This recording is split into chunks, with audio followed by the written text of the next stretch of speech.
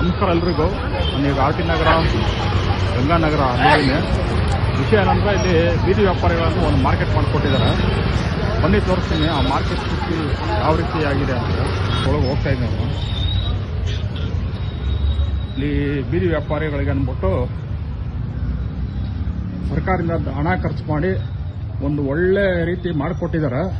ಆದರೆ ಈ ಬೀದಿ ವ್ಯಾಪಾರಿಗಳದ್ದು ಸಮಸ್ಯೆ ಏನಂದ್ರೆ ಅವ್ರಿಗೆ ಈ ತರ ಮಾಡಿಕೊಟ್ರೆ ಬೇಕಾಗಿಲ್ಲ, ಇವ್ರಿಗೆಲ್ಲ ರೋಡ್ಗಳೇ ಬೇಕು.